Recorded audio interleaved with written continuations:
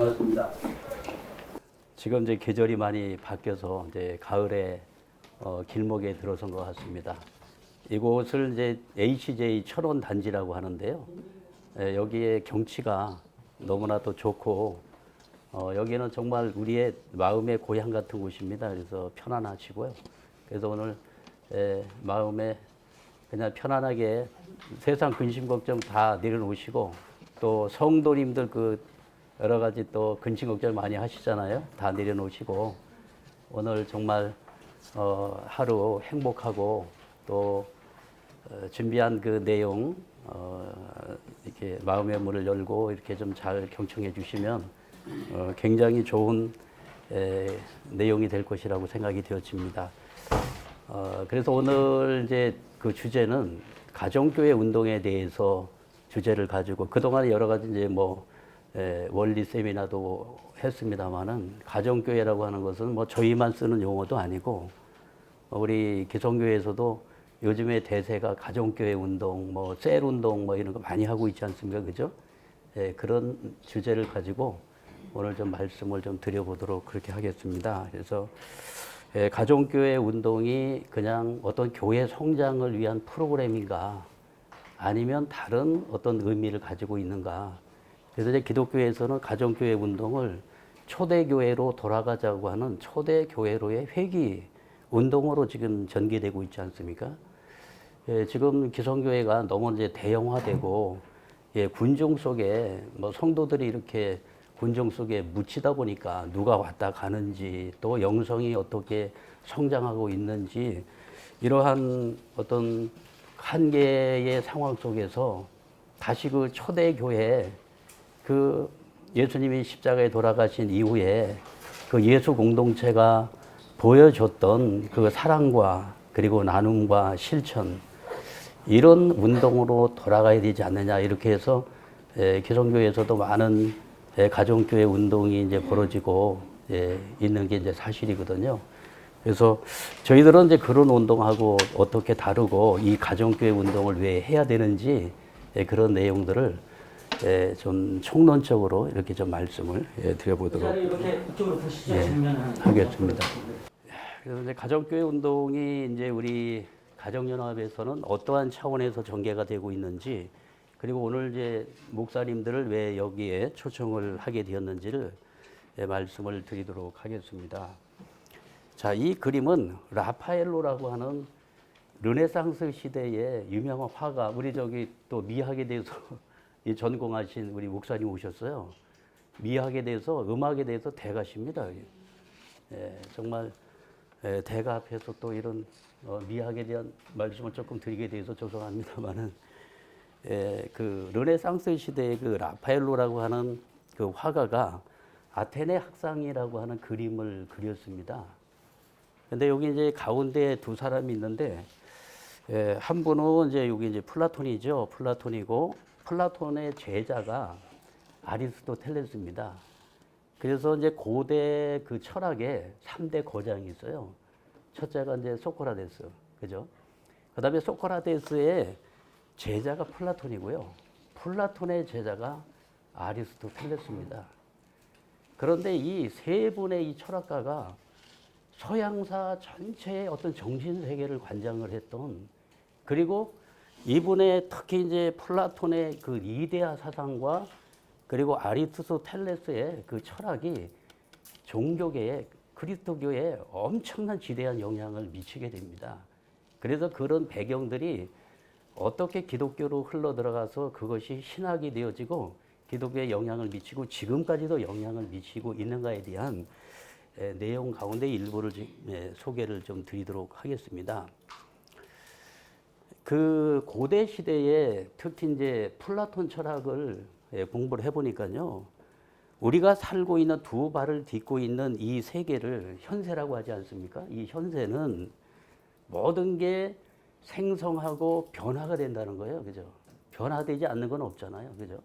변화가 되고 그리고 점점 소멸로 간다는 거죠. 소멸로 가서 결국은 죽는다.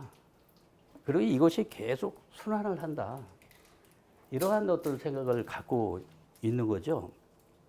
그런데 이 철학가들이 이제 주장을 하는 것은 인간은 이러한 가변적인 존재이지만 인간은 영을 갖고 있는 영을 갖고 있는 존재이기 때문에 저 그 초월적인 세계, 변하지 않고 소멸하지 않고 죽지 않는 그 영원 불변의 세계를 향하여 나가고자 하는 욕망을 갖고 있다고 하는 것이죠. 욕망.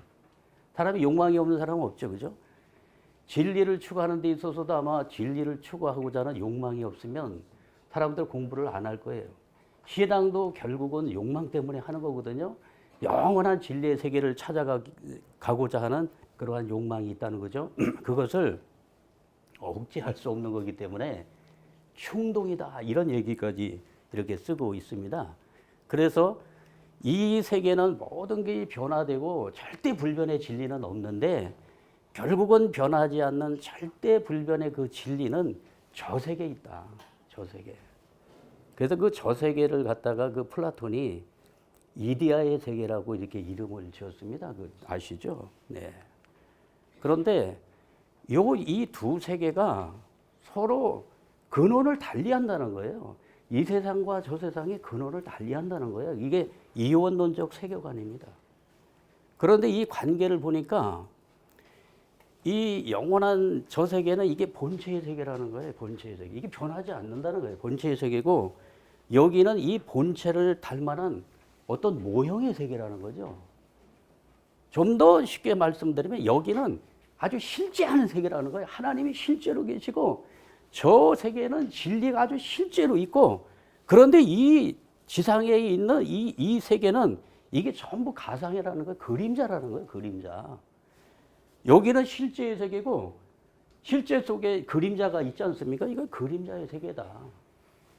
그 다음에 이거는 어떤 보편자가 있어서 거기에는 보편적인 진리가 있는데 이 세계의 모든 이 개별적인 존재들은 보편 세계의 절대적인 우주의 진리, 질서를 따르는 그런 존재다.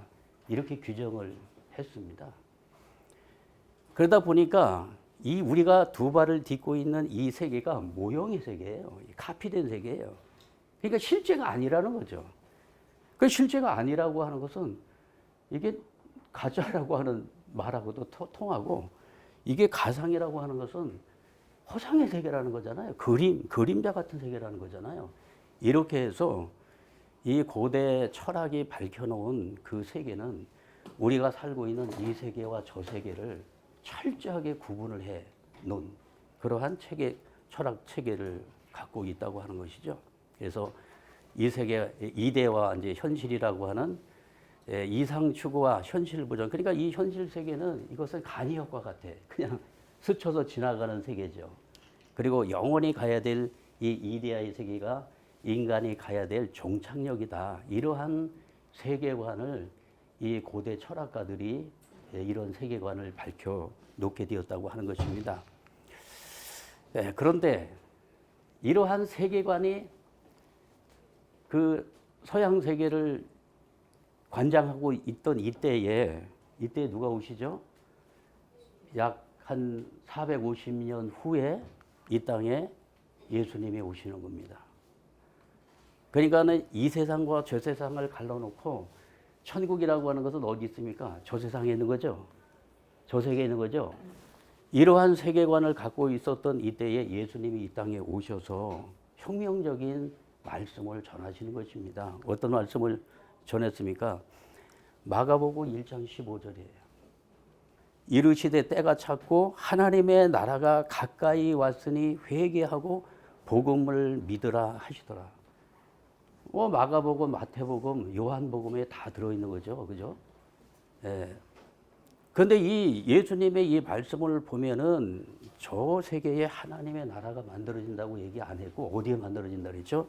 때가 찼고 예수님은 인간의 육을 쓰시고 이 땅에 내려오셔서 때가 찼다고 선포하시면서 하나님의 나라가 가까이 왔으니 회개하고 복음을 믿으라 말씀을 하시는 거죠.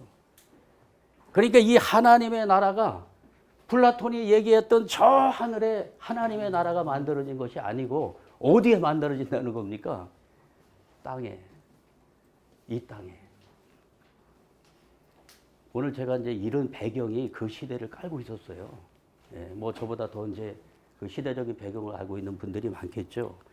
그러면서 마태복음 6장 10절에 나라가 하나님의 나라가 임하시오며 뜻이 하늘에서 이루어진 것 같이 땅에서도 이루어지이다. 땅에서 이루어진다고 말씀하고 있죠. 하나님의 뜻이 하늘에 있었다는 거예요. 근데 뜻이 하늘에 있었다는 거죠. 하늘의 구상, 하나님의 설계도가 하늘에 있었는데 그 설계가 어디에서 이루어지는 것입니까? 땅에서 이루어진다는 거잖아요. 땅에서. 이게 혁명적 발언이었습니다. 이게. 또 하나 있죠. 마태복음 18장 18절에 누구든지 무엇이든지 모든 것이 무엇이든지 이제 뭐 모든 거라는 뜻이겠죠. 너희가 땅에서 매면 하늘에서도 매일 것이요 무엇이든지 땅에서 풀면 하늘에서도 풀린다. 어디에서 풀어야 된다고 말씀하고 있습니까? 전부 땅이에요. 땅입니다. 그러니까 고대 철학자들이 이야기했던 하나님의 나라가 뭐 이 세상에는 뭐 그냥 벌레만도 못한 인간들이 살고 보잘것없이 그냥 스쳐 지나가는 나그네의 길 같고 그러한 인생의 노정이 아니고 하나님이 세우신 중요한 뜻이 어디 있다는 겁니까? 땅에 있다고 하는 것을 말씀하고 있는 것입니다. 이게요, 연구를 해보면 이게 엄청난 혁명적 그 사상이고요. 혁명적 가르침이다. 이렇게 말씀을 드릴 수가 있는 겁니다. 그래서 예수님께서 천국의 비밀을 선포하시죠. 천국의 비밀이 마태복음 13장에는 전체가 천국에 대한 비유를 다 말씀하셨어요. 이거 가지고 뭐 설교도 엄청나게 많이 하셨을 것입니다. 그렇죠? 그런데 여기도 보면은 천국의 비밀을 내가 이야기하겠다 말씀하시면서 천국은 씨를 뿌리는 것과 같다. 씨 뿌리는 거. 그래서 씨를 뿌리는 것과 같던데 어떤 씨는 길가밭에 떨어지고 어떤 그 씨앗은 돌밭에 떨어지고 가시덤불밭에 떨어지고 어떤 씨는 좋은 땅에 뿌려졌나니 이것이 싹이 나서 결실을 맺으니 100배, 어떤 것은 60배, 어떤 것은 30배 결실을 맺느니라. 이게 천국이 이렇게 시작된다는 거잖아요. 이렇게. 또 말씀하시죠. 마태복음 13장 31절로에 보면은 겨자씨에 대한 비유를 통해 가지고 천국의 비밀을 선포하셨습니다. 겨자씨는 시중에서 가장 작은 씨라고 이렇게 말씀하시더라고요. 시중에 가장 작은 씨인데 그 작은 씨에서 싹이 나와서 여기에서 큰 나무가 되어가지고 나중에 공중에 날아다니는 새들이 와서 깃드느니라 말씀하시죠. 마치 천국이 작은 씨 하나가 땅에 떨어졌는데 거기서 싹이 나가지고 줄기가 올라와가지고 가지가 뻗어가지고 큰 나무가 되어서 새들이 날아와서 깃든다고 하는 메시지를 통해서 예수님께서 전하고자 했던 천국 메시지의 핵심은 무엇이었을까요? 또 하나 있죠. 가라지와 알곡이에요. 가라지와 이 알곡은 이게 둘 다 추수 때까지 기다렸다가 왜냐하면 이게 가라지 잘못 뽑게 되면 알곡까지 다 뽑으니까 추수 때까지 기다려라. 그래가지고 이 가라지는 농부가 이걸 잘라가지고 뜨거운 불에다가 태워버린다고 하잖아요. 그리고 알곡은 주인의 창고에 저장이 되느니라. 여기는 씨를 뿌렸죠. 큰 나무로 가꿨죠. 여기서 뭐예요? 여기서 거둔다는 거죠. 추수한다는 거죠. 천국에 마치 농사 짓는 것처럼 씨를 뿌려가지고 그것을 갖고 가지고 가을날에 풍성한 결실을 맺는 것처럼 천국은 그렇게 오는 것이고 그렇게 이 땅에서 이루어진다고 하는 그 예수님의 이 탁월한 말씀. 예수님의 정말 이거는 기가 막힌 비유이고요. 그 당시에 헬라 철학이 완전히 창궐해가지고 이 하나님의 나라는 저 세상에, 하나님도 저 세상에 계시는 그러한 세계관을 갖고 있던 이때에 예수님은 오셔서 정반대에 천국이 땅에 만들어진다고 하는 이 엄청난 말씀을 하시게 되었다고 하는 거죠. 저는 이것을요, 코페르니쿠스적 발상이라고 생각이 되어집니다. 천동설과 지동설이 부딪혔죠. 옛날에는 기독교가 전부 천동설을 믿었죠. 그죠? 그런데 결국은 하늘이 도는 것이 아니고 뭐가 돌았습니까? 태양을 중심으로 지구가 돌았죠. 생각에 어느 누구도 그거를 믿는 사람이 없었고, 그리고 그런 지동설을 주장하는 사람들은 종교 재판을 받아가지고 전부 화형을 당했던 시대가 있었습니다. 자, 이러한 천국이 어떻게 이루어지는가에 대한 예수님의 그 본질을 우리가 꿰뚫어 보게 된다면 그 하나님의 뜻은 저 하늘에 뭐 죽어서 가는 그러한 천당이고 천국이 아니라 이 땅에 하나님의 나라가 씨가 뿌려져 가지고 농부가 농사를 지어 가지고 나중에 큰 수확을 거두시 그렇게 땅에서 펼쳐지는 하나님의 나라를 예수는 선포를 하셨다는 사실을 우리가 기억을 해야 됩니다. 그런데 이게 복음의 핵심이 이렇게 있는데도 불구하고 우리는요, 그 서양 철학에 그 물들어 있어요. 그러니까 지금도 우리의 의식 속에는 천국은 죽어서 가는 저 하늘에 있는 천국, 그렇게 생각하죠. 목사님들도 그렇게 설교하시는 건 대부분이에요. 여러분, 이 지상은 나그네 같은 인생길입니다. 여기에 미련을 두고 여기에 욕심 부리지 마십시오. 저 하늘에 가서 천국에 가야 됩니다. 우리는 이러한 세계관을 갖고 있는데 우리의 정말 주님이신 예수님께서는 이렇게 말씀하셨다는 사실을 우리가 생각을 해봐야 될 거라고 생각이 되어집니다. 그리고 나서 기독교는 고난을 많이 받았죠. 이단으로 몰려가지고 로마 제국으로부터 거의 한 400년 동안을 이단으로 정죄가 돼가지고 얼마나 많은 고난을 당했는지 모릅니다. 로마 박해가 거의 400년 동안 갔습니다. 그러다가 313년도에 콘스탄티노플이라고 하는 이 로마의 황제가 나타나가지고 기독교를 공인을 합니다. 이거 이단 아니야, 이거 이단 아니야. 그러다가 392년도에 기독교를 그 로마 제국에 뭘 합니까? 국교로 만들어요, 국교. 야, 그러니까 종교가요, 그 고난받았던 종교가 로마 제국이라고 하는 어마무시한 제국에 뭐가 되는 겁니까? 국교가 되면서 여기에서 큰 변화들이 나타나게 된 사실이죠. 그래서 이때 기독교가 로마의 국교가 되면서 많은 논쟁이 일어나기 시작합니다. 예수는 누구인가?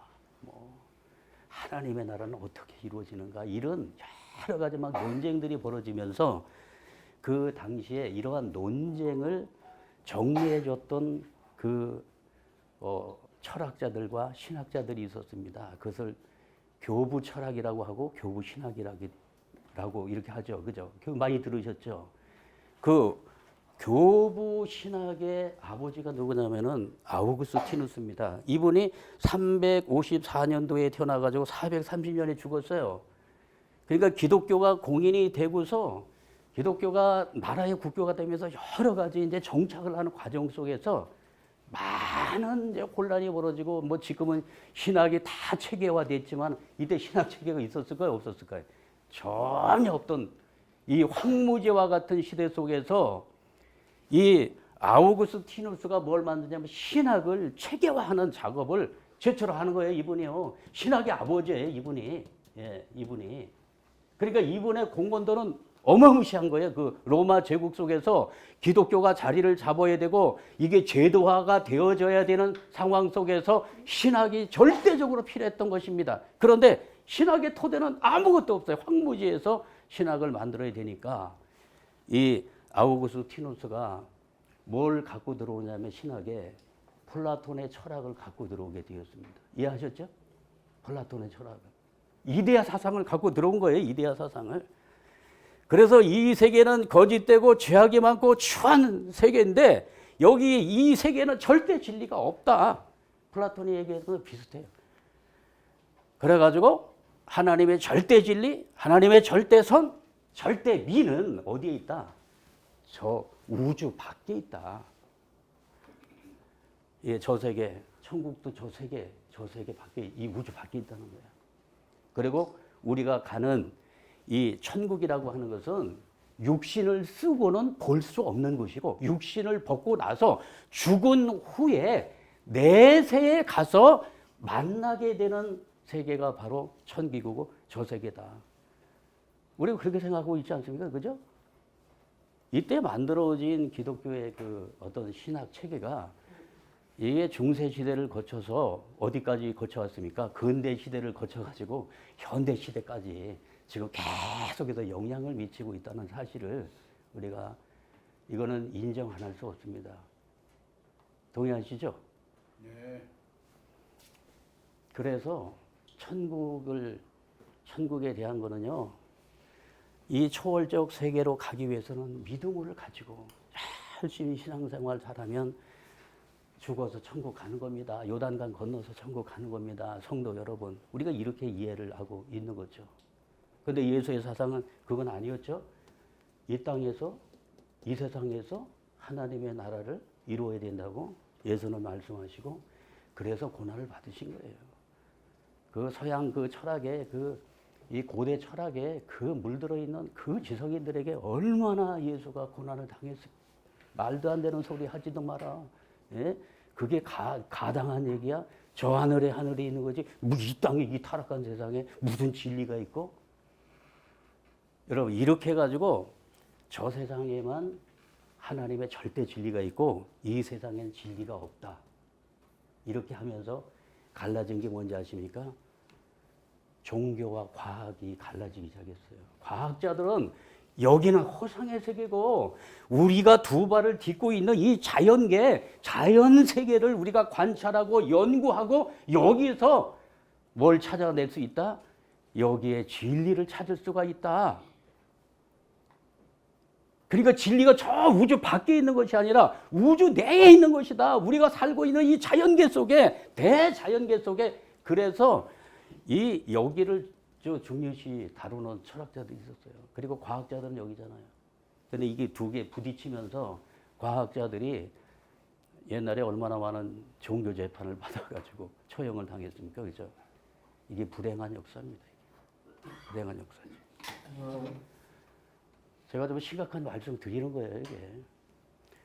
그런데 이게 이원론적 세계관으로 지금도 엄청 갈등하고 있어요. 그래서 이 세상을 아주 천대시하고 평가절하하는, 이거는 저 세상의 그림자 같은 세계야, 허상의 세계야. 여기에 우리가 정착할 것은 아니야. 맞는 것 같으면서 틀리고 그래요. 그런데 이 땅에 찾아오신 참부모님 누구신지 아시죠? 문선명 한학자 총재님은 예수의 뜻을 계승받아서 오셨어요. 그럼 이분도 천국을 어디에서 만들어진다고 말씀하셨을까요? 여러분, 상상이 가죠? 한번 읽어볼까요? 다시 다 같이. 하나님의 창조 원리에 의하면 천국은 먼저 이 지상에서 완성되어야 합니다. 본래 인간은 육신을 쓰고 지상에서 천국 생활을 하다가 자연스럽게 육신을 벗으면 영계의 천국으로 자리를 옮겨 영생하도록 창조되었습니다. 이게 예수의 말씀하고 똑같잖아요. 예수가 이 땅에 와가지고 천국의 비밀을 말씀하셨는데 천국의 비밀을 똑같이 말씀하시는 거예요.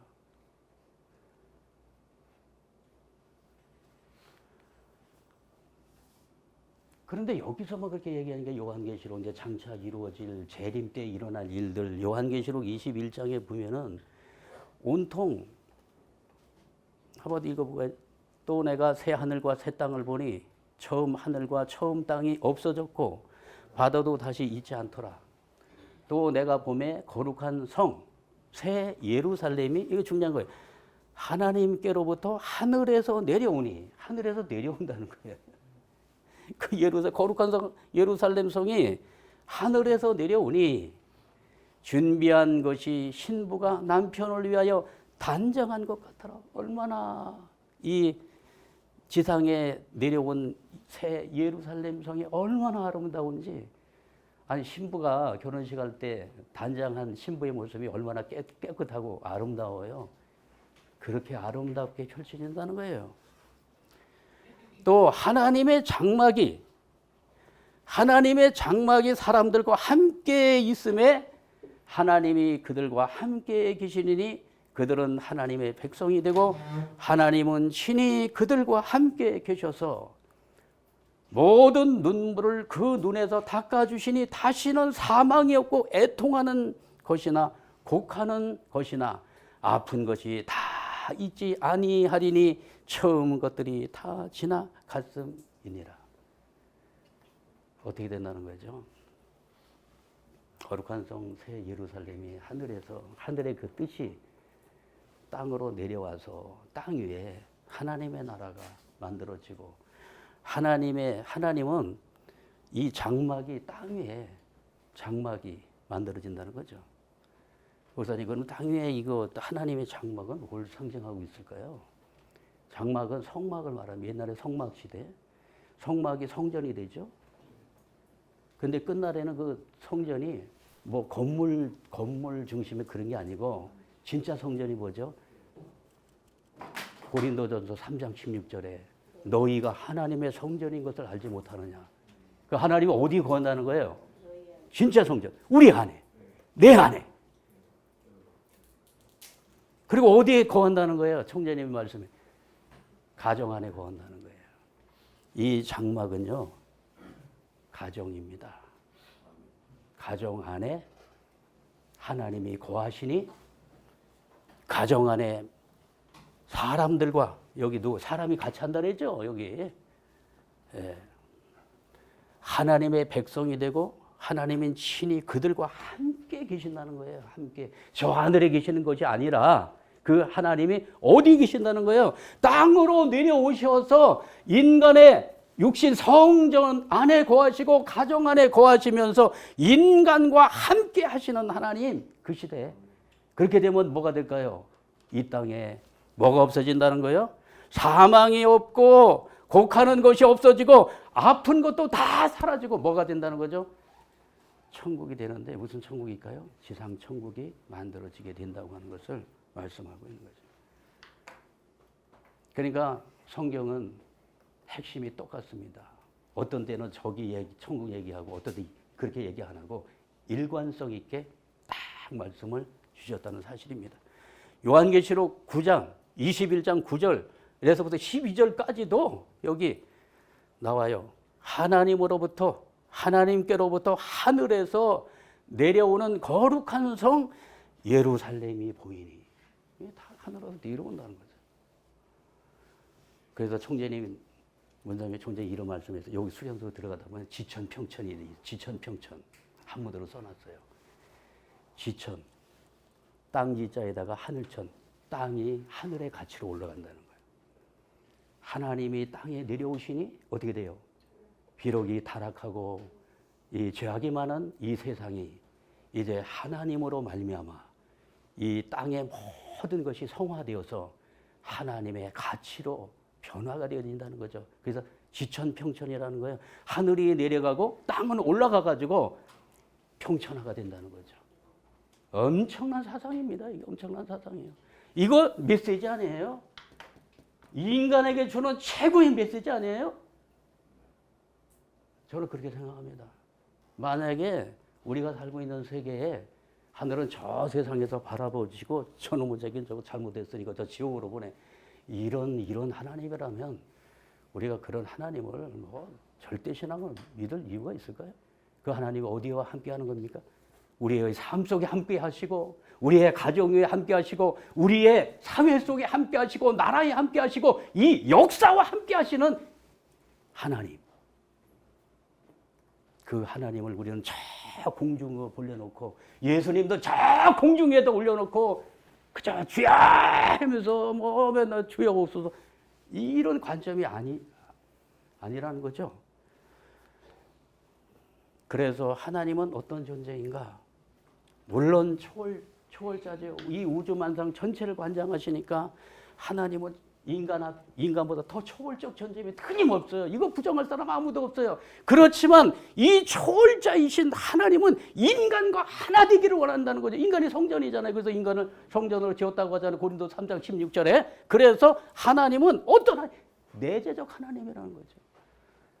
이 볼트만이요, 신학을 내재적 하나님을 이야기했습니다.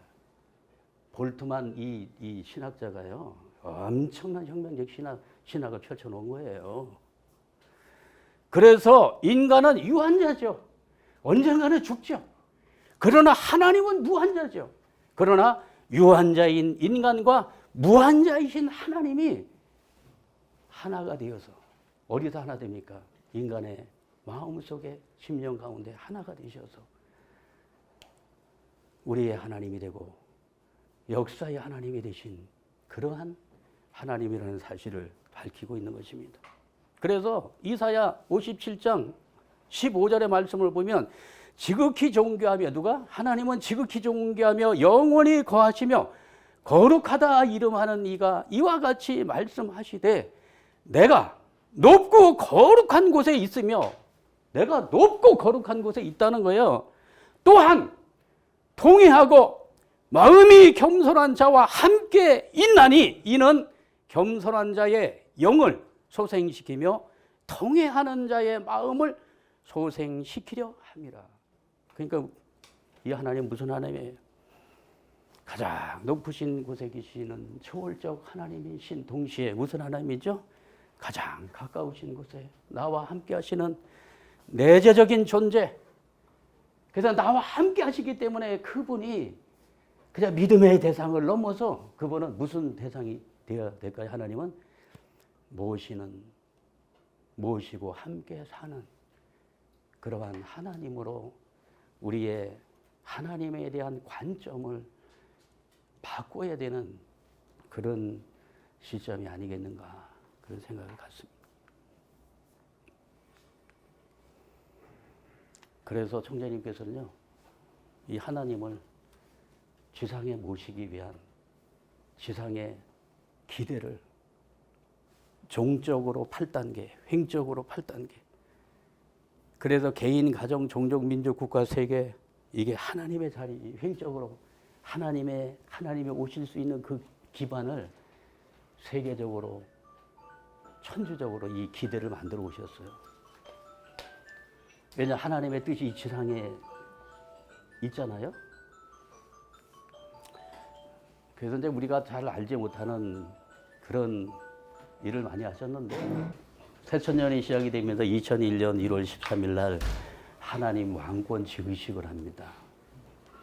하나님이 만왕의 왕이시잖아요. 지상에 하나님의 만왕의 왕으로 하나님이 설 자리가 있습니까? 있어요, 없어요? 아니 인간 세계의 모든 통치자들이 다 왕노릇 하는 거지. 이 땅에 하나님을 정말로 주권자로 인정하고 그분을 만왕의 왕으로 우리의 마음속에 모시고 그러한 지상에 이거를 만들어야 된다고 하시면서 하나님의 왕권 즉위식을 하십니다. 그래서 어떤 분들은 저 양반이 저기 이제 완전히 독재자로 가는구나. 저기 지가 하나님의 왕인가? 그거 아니잖아요. 총재님 성전이잖아요. 그럼 그 안에 누가 들어오시는 거죠? 하나님이 거하시는 거죠. 그러면 우리는 성전 아닌가요? 우리도 거하는 거죠. 그러니까 내가 위치하는 것은 곧 내 속에 하나님이 함께 하시니 그 하나님을 나의 주권자로, 우리 삶의 주권자로, 우리 역사의 주권자로 모시는 운동이 벌어져야 된다고 하시면서 하나님 왕권 즉위식을 거행해 드린 겁니다. 깊은 뜻 이해하셨습니까?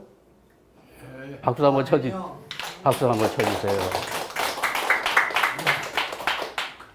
'그리고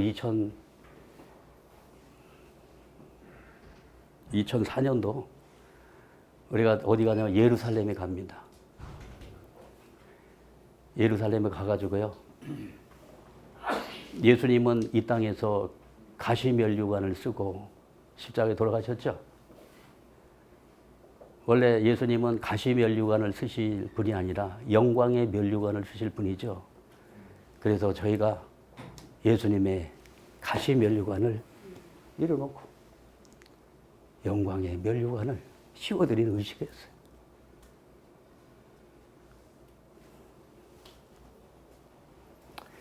이거는 뭐 우리만 알고 있는 내용입니다. 우리는 정말 한없는 참 서글픈 눈물이 쏟아져 내렸고요. 안타깝도다, 안타깝도다. 그런 참 말이 그냥 계속 연발적으로 나오더라고요. 그리고 이 지상천상 화합대회를 했어요. 화합대회를 하면서 나의 모든 이 마음속의 죄악을 다 불태워버리자. 그래가지고 자기가 가장 귀한 것 여기다 태운 걸 했어요. 그래서 명함을 제일 많이 태우더라고요. 내 이름이잖아. 내 거짓된 제대로 하늘의 뜻도 알지도 못하고 살았던 내 인생. 나는 명함을 해서 내 전체를 내가 불살르고 나 다시 태어나겠습니다. 해가지고 회개 운동이 엄청나게 벌어졌어요. 그냥 모시자. 아니 머리로만 모시지 말고 우리 삶 속에 진짜 하늘고 우리 모시자. 이해가 가시죠? 그래서 이제 천지부모가 안차겠다는 어디에? 땅에 안차겠다. 어디에? 우리의 생활권 속에 안차겠다. 그래서 천지부모 통일한사 생활권 대회를 했어요. 그래서 그때 이거 하시고 하나님 발굴 대회 했어요. 우리 삶 속에서 하나님의 이걸 한번 발굴하는 대회. 난 하나님을 이렇게 느꼈어요. 난 이렇게 뭐 여러 가지 간증들이 많이 쏟아졌습니다.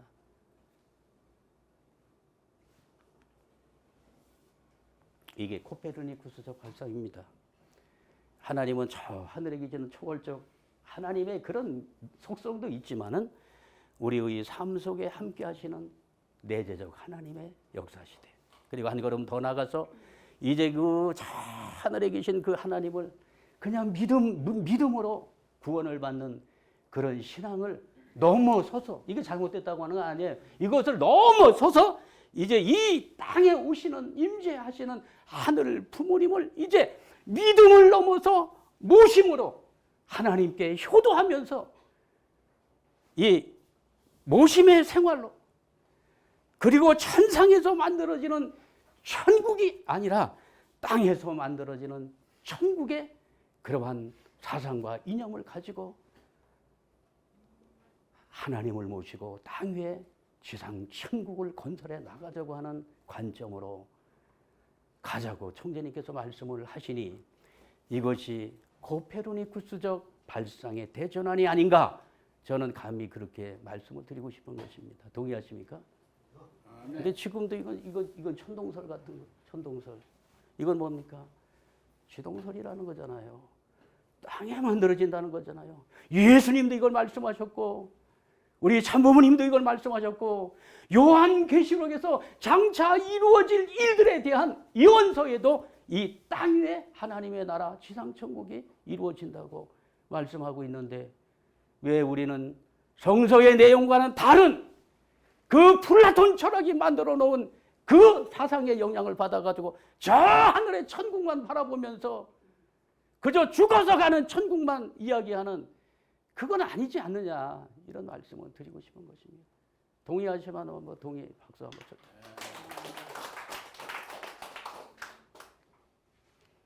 그러면 지상천국은 어떻게 실현되는가?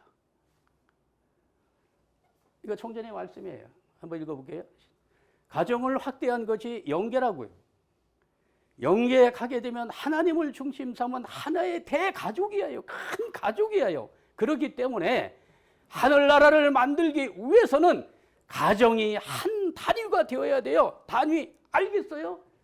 가정 단위로 지상천국이 이루어진다고 하는 말씀을 주신 것입니다. 가정과 영계가 같다는 거예요. 그래서 우리가 창건해야 될 지상천국은 어떤 모습이어야 되겠습니까? 말씀을 하시면서 본연의 가정과 천국은 그 유형이 같은 것입니다. 같다는 거예요, 유형이. 그래서 이 가정의 그 구조하고 천국의 구조가 같다는 거예요. 이제 이런 말씀이 나오면 이제 결혼 안 하려고 하는 요즘에 그 대세 있죠. 그 독신주의 무슨 뭐 이런 거는요. 이런 말씀을 비춰보면은 그거는 전부 나고자의 인생의 나고자예요. 그럼 가면 어디 가요? 천국에 못 가요. 어디로 갈까요? 나고자기 때문에 쓰레기통으로 갑니다. 그게 지옥이에요. 자, 그러면은 유형이 같다고 하는 것은 뭐냐면은 빌립보서 2장 6절에 보면 하나님을 뭘로 표현하고 있습니까? 본체이신 하나님이라고 얘기하고 있습니다. 본체다. 그러면 이 본체를 닮아난 하나님이 본체이신데, 그러면 플라톤의 철학에 의하면 이 인간은 하나님의 그림자예요. 가상이야. 말이 됩니까? 아니죠.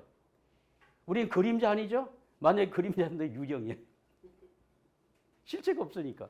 그런데 우리는 뭡니까? 실체를 갖고 있다는 거잖아. 실체를 갖고 있잖아요. 꼬집으면 아파. 실체. 하나님은 본체이시고 인간은 실체라는 거예요. 체가 있다는 거예요. 그래서 실체 하나님은 보이지 않지만 인간, 실체, 몸을 쓰고 있는 인간의 하나님께서 임재하셔서 실체 인간의 하나님이 임재하시는 거잖아요. 그러니까 인간은 뭐 그림자니 무슨 모형이니 그런 거는요 가당치도 않은 거죠. 하나님의 실체로 지음받은 인간. 하나님의 실체이십니다. 우리 다 같이 한번 자축해 박수. 하나님의 실체이십니다. 하나님이 인자하시면 하나님이라고 불러도 되잖아요.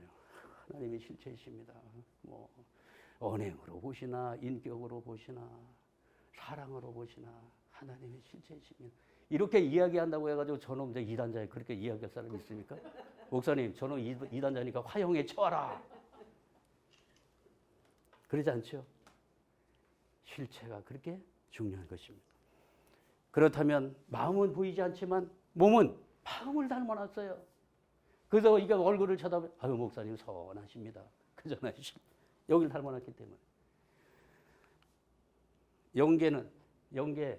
이 영계는 육계 이게 실체예요. 그렇다면 오늘 말씀하시는 천국의 실체는 어디에 있다고요? 가정에 있다. 이거 자명한 이치죠. 이거 자명하죠.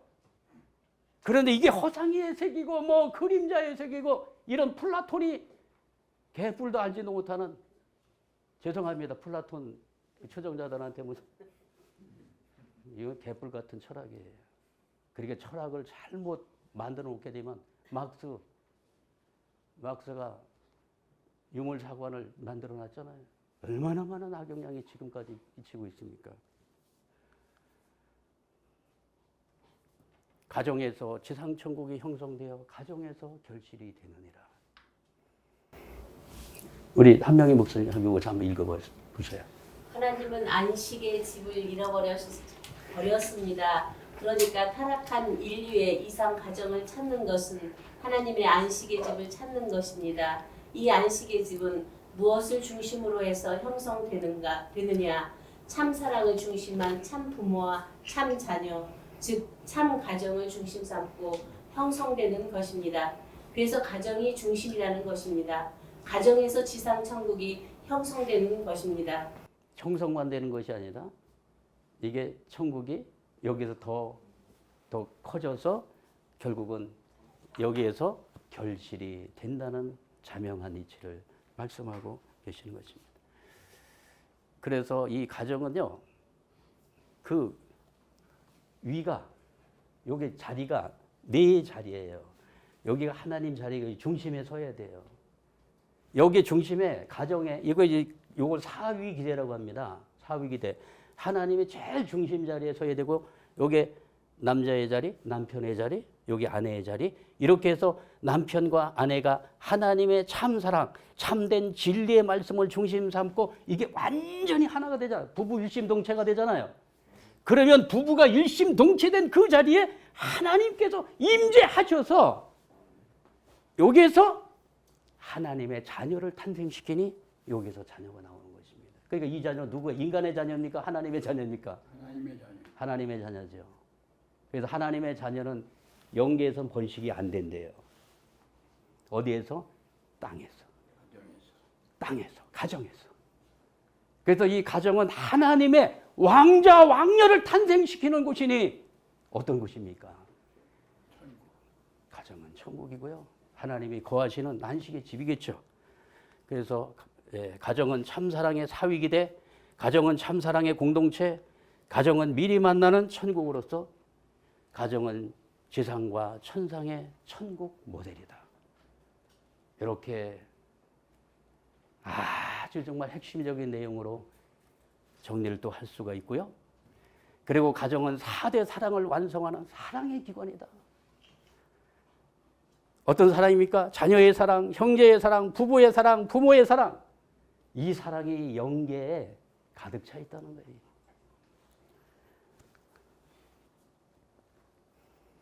이 네 가지 사랑을, 자녀의 사랑보다는 부모의 사랑이 더 넓고 깊죠. 예, 이 부모의 사랑은 누굴 닮았느냐? 하나님의 사랑을 닮았다는 거예요. 그래서 더 주지 못해 안타까워하고 주면서도 미안해하고 내가 저놈은 더 잘해줄 수 있었을 텐데 희생하고 봉사하면서 미안해하고 이러한 사랑, 그러한 사랑을 어디에서 우리가 채우라고, 어디에서 이런 사랑을 우리가 그 완성시켜 갈까요? 그건 어디입니까? 가정 안에서만 이루어질 수 있다고 말씀하고 있는 것입니다.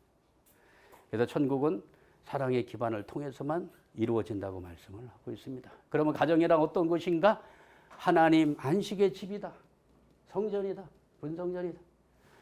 그리고 지상 천국, 지상과 천상 천국의 모대 공동체다.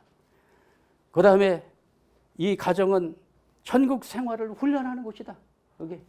그 다음에 말씀을 전수하는 말씀의 학교다. 맞죠? 그러니까 안식의 집이니까 여기서 뭐 이루어져야 될까요? 가정에서 해야 될 예배가 있어야 됩니다. 예배. 가정 예배. 그 다음에 요거는 교육이죠. 가정 교육. 가정 예배. 이렇게 되면 그 가정이 점점 천국의 가정으로 변화될 줄 믿습니다. 아멘. 그래서 인간은 하나님을 모델로 해가지고 이 영적 세계 만들었고 인간의 육신을 모델로 해가지고 이 지상 세계를 창건했대요. 그래서 인간을 소우주라고 합니다. 소우주. 그래서 인간은 이게 작은 몸체지만 이 안에 우주의 전체가 다 들어있어요. 마음 세계 있지 않습니까? 마음 세계를 연계하고 통해요. 그래서 여기에 이제 모델적 가정이 만들어지잖아요. 가정이 만들어지게 되면 지상 천국도 만들어지고 천상 천국도 만들어지는 두 세계가 만들어지는 너무나도 중요한 이곳이 어디라고요? 가정이라는 거죠. 그러면 여기에 가정 안에 인간이 있죠. 그 인간은 두 세계를 연결시키는 하동의 매개체라는 거예요. 그래서 동물 중에서 피조물 중에서 오로지 직립보행을 걸어다니는 존재는 어디 누구밖에 없습니까? 예? 인간밖에 없죠. 직립보행. 이거 왜 그래요? 위로는 하늘을 모시고 아래로는 땅을 섬기고 이렇게 해가지고 하늘과 땅을 연결시키는 이 중간 매체, 화동의 중심체, 이게 인간이라는 겁니다.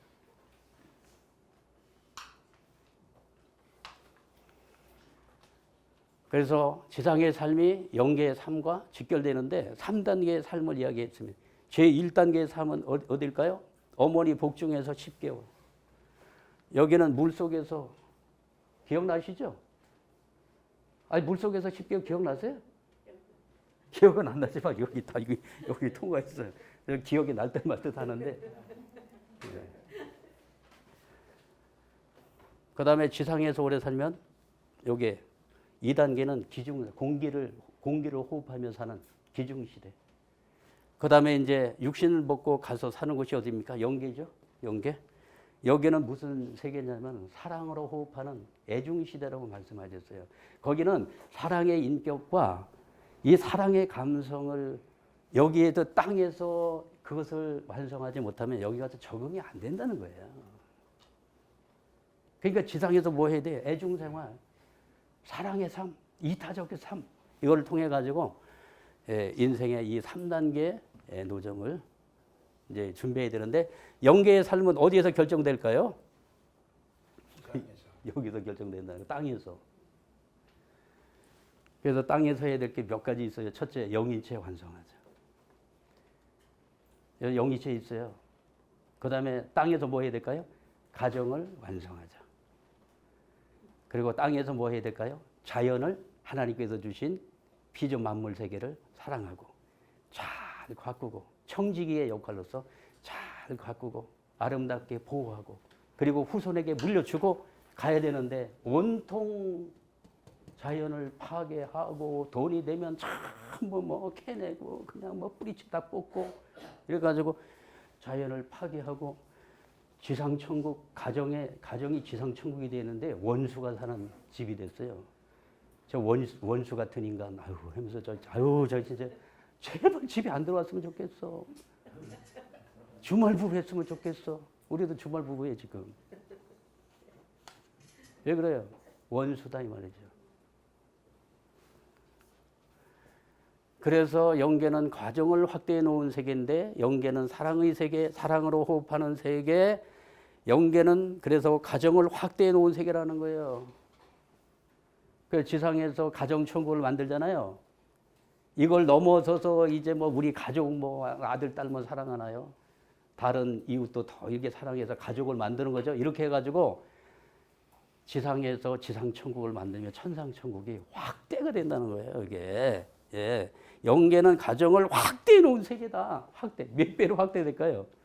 지상천국이 천상에 가면 100배, 1000배로 확대가 된다. 그러니까 우리가 지상에서 작은 거지만 영계 가면 그것이 확대가 되어가지고 얼마나 큰 환영을 받고 주인공이 된대요. 영계 가면 주인공이 된다. 그래서 이제 새술은 새 바다에 이제 새 부대에 담아야 되는데, 여러분 지금 이제 하나님을 우리가 신이라고 하잖아요.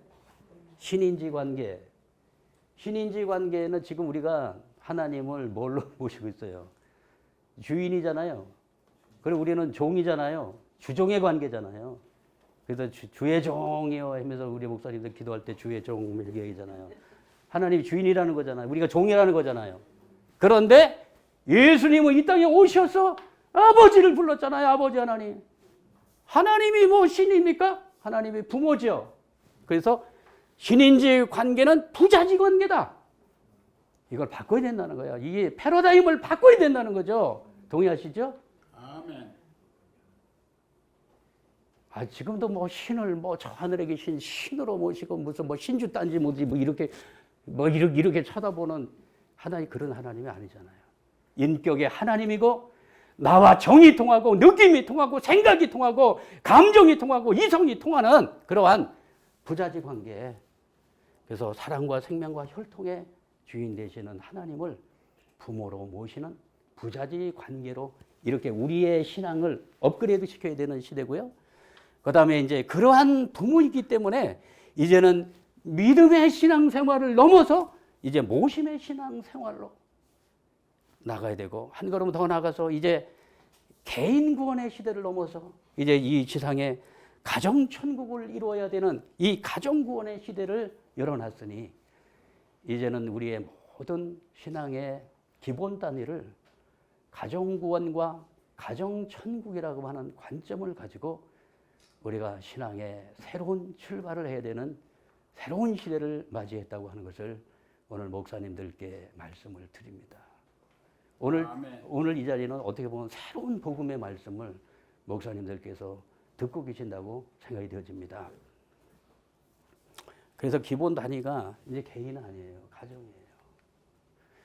그래서 가정교회는 가정교회 식구들만의 만남을 전제로 한 것이 아니라 우리에게 임재하시는 하늘 부모님을 중심한 지상 천국을 짓기 위한 운동이다.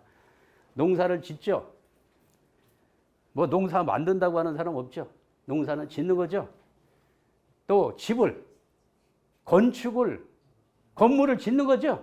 건축을 만든다고 하는 것보다 건축을, 예? 건물을 짓는다. 그럼 천국은 뭐 가는 것도 아니고 오는 것도 아니고 천국은 짓는 것이다. 동의하십니까? 이제 천국을 짓고 계시는지 다시 한번 우리가 우리의 현 주소를 우리가 파악을 해보고요. 이제 새롭게 천국을 짓기 위한 운동에 너나 할 것 없이 동참하셔서 나의 천국, 나의 가정 천국을 지어가는 새 시대에 정말 이 선구자적 역할을 하시는 우리 목사님들 되시면 하늘이 기뻐하시리라 확신합니다. 네, 첫 강의 마치겠습니다. 네, 감사합니다. 네, 우리 첫 강의 수고해 주신 우리 항보 회장님께 다시 한번 큰 박수 부탁드리겠습니다. 네.